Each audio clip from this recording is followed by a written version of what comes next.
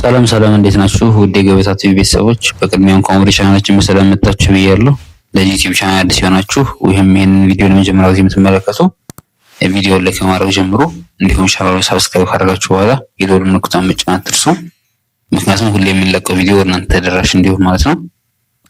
ይሄንን ትምህርት ከዩቲዩብ በተጨማሪ በኦንላይን በልዩ ገዛ እናስተምራለን። ትምህርቱን ገዛችሁ መከታተል ለምትፈልጉ ከታች በማስቀምጥላችሁ ስልክ እየገባችሁ በኢሞ በቴሌግራም እንዲሁም በዋትስአፕ እየገባችሁ አናግሩ ማለት ነው። በዛሬ ቆይታችን እንግዲህ የአማርኛ ምሳሌ አነጋገሮችን እንዴት በእንግሊዝኛ ቀየር መጻፍ እንችላለን የሚለውን ከኔ ጋር አብረን ከዚህ ጋር የምታያቸውን አብረን ከኔ ጋር በማንበብ እንከታተላለን ማለት ነው። እናንተም ደፍተርና እስክሪብቶችን በመያዝ አብራችሁ የተከታተላችሁ እየጻፋችሁ እንድትከታተሉኝ በአክብሮት እጠይቃለሁ። ቪዲዮውን እስከመጨረሻው ተከታተሉ። እሺ እንግዲህ መጀመሪያ የምናደርገው ከላይ ያሉትን የአማርኛ ቃላት እናነባቸውና ከዛ አማርኞቹን ቃላት ደግሞ ከእንግሊዝኞቹ ጋር አብረን እናጣምራለን ማለት ነው። መጀመሪያው የ አለች፣ ሰ ከዛ ው አለች እናነባቸው። የሰው ከዛ ወ ከዛ ር ቅ ሶስት አለች እናነባቸው። ወርቅ ወርቅ ከዛ አ አለች፣ ከዛ ያ ደ ምቅ አለች እናደርጋቸው። አያ ደምቅ ከላይ አለች እናነባቸው። የሰው ወርቅ አያደምቅ አለች ነበቡ። የሰው ወርቅ አያደምቅ የሚል ቃል እናገኛለን። ይሄ ደግሞ እንዴት ነው ወደ እንግሊዝኛ ተጽፎ እናነበው ስንል ደግሞ እዚህ ጋር እንደምናየው የ ስንል ዋይ ኤ እንወስዳለን። ሰ ስንል ኤስ ኢ እንወስዳለን። ወይ ደግሞ ስድስተኛ ስለሆነ ዳብሊው እንወስዳለን። ስለዚህ የሰው የሚለውን ቃል ስንጽፍ ዋይ ኢ ኤስ ኢ ዳብሊው እናደርጋለን ማለት ነው። ከዛ ወርቅ ስንጽፍ ደግሞ ወ ስንጽፍ ዳብሊው ኢ እንጽፋለን። ር ስንጽፍ አር እንጽፋለን፣ ስድስተኛ ነው። ቅ ደግሞ ስንጽፍ ስድስተኛ ነው፣ ኪው እንጽፋለን ማለት ነው። ስለዚህ ወርቅ የሚለውን ቃል ስንጽፍ ዳብሊው ኢ አር ኪው እንጽፋለን ማለት ነው። ስለዚህ ቀጣይ ስንጽፍ ደግሞ እናደርጋለን። አ ስንል ኤ ናት። ያ ስንል ደግሞ ዋይ ኤ፣ ደ ስንል ደግሞ ዲ ኢ፣ ዘም ስንል ደግሞ ኤም ናት፣ ስድስተኛ ፊደል ናት። ቀም ስንል ኪው ናት። አለች እናደርጋቸው።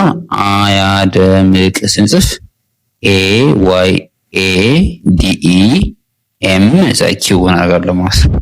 ስለዚህ የሰው ወርቅ አያደምቅ የሚለው ቃል ስንጽፍ በዚህ መልኩ እንጽፋለን ማለት ነው። ቀጣይ የምናደው ወደ ቀጣዩ እናልፋለን። ደግሞ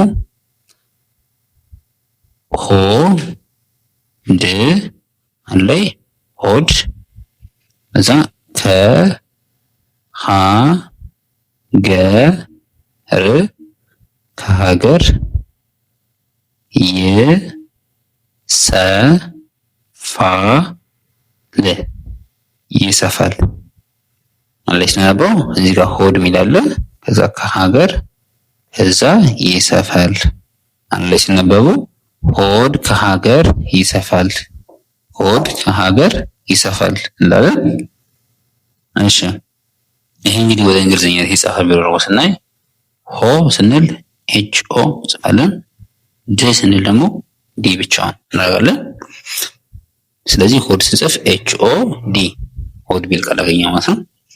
ከዛ ከስንል ኬኢ፣ ሀ ኤች ኤ፣ ገ ጂኢ፣ ረ ደግሞ አር ብቻ እንጽፋለን። ስለዚህ ከሀገር የሚለው ስንጽፍ ደግሞ ኬኢ ኤች ኤ ጂኢ አር ከሀገር እንጽፋለን። ከዛ የ ስንል ዋይ ብቻ እንወስዳለን ስድስተኛ ስለሆነ። ሰ ስንል ደግሞ ኤስ ኢ፣ ፋ ስንል ኤፍ ኤ፣ ል ደግሞ ኤል ብቻ እንወስዳለን ማለት ነው። ስለዚህ ሰፈር ስንጽፍ ዋይ ኤስ ኢ ኤፍ ኤ ኤል እንጽፋለን ማለት ነው። ስለዚህ ሆድ ከሀገር ይሰፋል የሚለው ሲጻፍ በዚህ መልኩ ይጻፋል ማለት ነው። እሺ በመቀጠል ደግሞ ያ ል ጠ ረ ጠ ረ ያ ል ጠ ረ ጠ ረ አለች ንብቡ። ያልጠረጠረ እንላለን። ከዛ ቀጣይ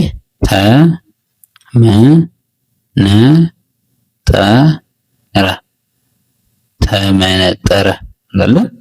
አንድ ስናነበው ይሄ ቃል አንድ ስናነበው ማለት ነው። ያልጠረጠረ ተመነጠረ የሚል አንድ የሀገራዊ አባባል ወይም ምሳሌ አነጋገር እናገኛለን ማለት ነው። ይህንን ደግሞ እንዴት ነው ወደ እንግሊዝኛ መቀየረው የሚለውን ደግሞ አብረን እናያለን። ያ ስንል ዋይ ኤ እንጠቀማለን። ለ ስድስተኛ ስለሆነ ኤል ብቻ እንጠቀማለን። ጠ የመጀመሪያ ነው፣ ቲኢ እንጠቀማለን። ረ የመጀመሪያ አርኢ፣ ጠም የመጀመሪያ ቲኢ ድጋሚ፣ እዛ ረ ደግሞ አርኢ የመጀመሪያ ማለት ነው። ስለዚህ ያልጠረጠረ የሚለው ስንጽፍ ዋይ ኤ ኤል ቲኢ አርኢ ቲኢ አርኢ ያልጠረጠረ በዚህ እንጽፋለን ማለት ነው።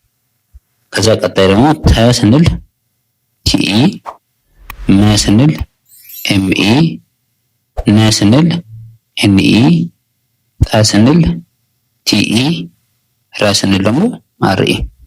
ስናያቸው እንግዲህ ሁለተኛው ሁሉም የመጀመሪያ ፊደል ናቸው። ከመጀመሪያው እዚህ ጋር ስድስት ለቤት ብቻ ነው ስድስተኛ ነው። እዚህ ጋር ሁሉም የመጀመሪያ ፊደል ናቸው። ስለዚህ ሁሉም ቅጥያቸው ኢኢ ነው ማለት ነው። ቲኢ፣ ኤምኢ፣ ኤንኢ፣ ቲኢ፣ አርኢ ተመነጠረ። ስለዚህ ያልጠረጠረ ተመነጠረ የሚለውን በዚህ አይነት መንገድ እንጽፋለን ማለት ነው። እሺ ወደ ቀጣይ እናልፋለን። ት ስንል ስድስተኛ፣ የተ ስድስተኛ፣ ል ከዛ ቁ አንድ ስናነባቸው ትልቁ ትልቁ እንላለን። ቀጣይ ዳ ከዛ ቦ ዳቦ እንላለን። ከዛ ሊጥ ሊጥ ሊጥ እንላለን። ቀጣይ ሆ ከዛ ነ ሆነ እንላለን ማለት ነው። ስለዚህ አንድ ሲነበቡ ትልቁ ዳቦ ሊጥ ሆነ የሚል ምሳሌ ነገር እናገኛለን። ይሄ ወደ እንግሊዝኛ ሊቀየር የሚሆን ደግሞ ያለን ት ስንል ስድስተኛ ቲ ነው። ለም ስድስተኛ ኤል ነው። ቁ ስንል ደግሞ ኪው ዩ እንጠቀማለን። ስለዚህ ትልቁ ብሎ ስንጽፍ ቲ ኤል ኪው ዩ ትልቁን ብለን እንጽፋለን። ከዛ ቀጣይ ዳ ስንል ዲኤ እንጠቀማለን። ቦ ስንል ደግሞ ቢኦ። ስለዚህ ዳቦ ስንጽፍ ዲኤ ቢኦ እንላለን። በመቀጠል ሊ ስንል ኤል አይ ሶስተኛ ነው። ጥ ስንል ደግሞ ቲ። ስለዚህ አንድ ላይ ስንጽፍ ሊ ስንጽፍ ኤል አይ ቲ እንጽፋለን። እዛ ቀጣይ ሆ ስንል ኤች ኦ፣ ነ ደግሞ ኤን ኢ አንድ ላይ ማድረግ ኤች ኦ ኤን ኢ ኤች ኦ ኤን ኢ እንጽፋለን ማለት ነው። ስለዚህ ትልቁ ዳቦ ሊጥ ሆነ የሚለው ቃል ሲጻፍ ወይም ምሳሌ ነገር ሲጻፍ በዚህ መልኩ እንጽፋለን ማለት ነው። እሺ የቀሩ ሁለት የመጨረሻዎች ናቸው። እሺ ቀጣይ ስም ስም ያ ለው ያለው ያለው ከዛ ሞኝ ሞኝ ከዛ ነው ነው አይደል? አንድ ስናነበው ስም ያለው ሞኝ ነው። ስም ያለው ሞኝ ነው እንላለን ማለት ነው። እንግዲህ ደግሞ ሲጻፍ ስ ስድስተኛ ሰዎች ኤስ ብቻ፣ ምን በተመሳሳይ ስድስተኛ ሰዎች ኤም። ስለዚህ ኤስ ኤም ብለን የምንጽፈው ማለት ነው። ይሄ አማርኛ እንግሊዝኛ ነው የሚባለው። ቀጣይ ያ ስንል ዋይ ኤ፣ ለ ስንል ኤል ኢ፣ ው ደግሞ ስድስተኛ ስለሆነ ዳብሊው እንጽፋለን ማለት ነው። ስለዚህ ያለው ሲጻፍ ዋይ ኤ ኤል ኢ ዳብሊው እንጽፋለን ማለት ነው።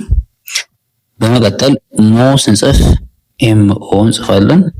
ኝ ስንጽፍ ደግሞ ይህ ደግሞ ጂኤን ነው። ቀጥያው ጂኤን ባይጽፋለን ስድስተኛ ነው።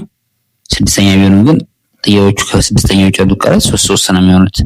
የመደበኛ ቃሉ ጂኤን ነው የምንጠቀም። ከዛ ኢን ይሁን ያንቀጥላለን ማለት ነው። ስለዚህ ሞኝ ስንጽፍ ኤምኦ ጂኤን ብንጽፋለን ማለት ነው። ሞኝ ስንጽፍ እንደዚህ እንጽፋለን። ከዛ ቀጣይ እና ስንል ኤንኢ ወይ ደግሞ ስድስተኛ ስለሆነ ዳብሊው ብቻ። ስለዚህ ኤንኢ ዳብሊው እንጽፋለን ማለት ነው። ስለዚህ ስም ያለው ሞኝ ነው የሚለው ቃል ስጽፍ በዚህ አይነት መልኩ እንጽፋለን ማለት ነው። በዚህ አይነት መልኩ እንጽፋለን። እሺ ቀጣይ ወደ መጨረሻው እናልፋለን ማለት ነው።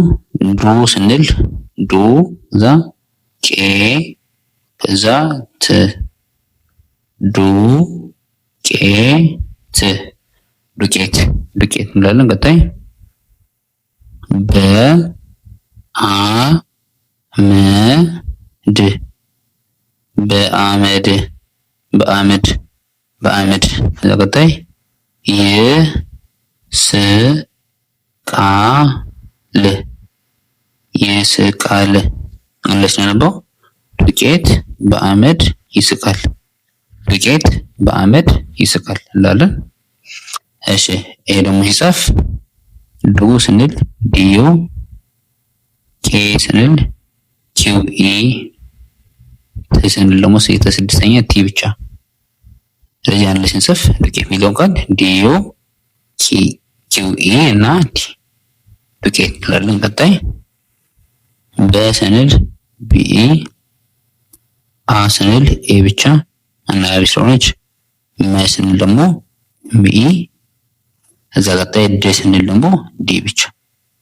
ስለዚህ በአመድ ስንጻፍ ቢኢ ኤ ኤም ኢ ዲ በአመድ እንደዚህ እንጽፋለን። ቀጣይ የ ስንል ስድስተኛ ነው ወይም ብቻ እንጽፋለን።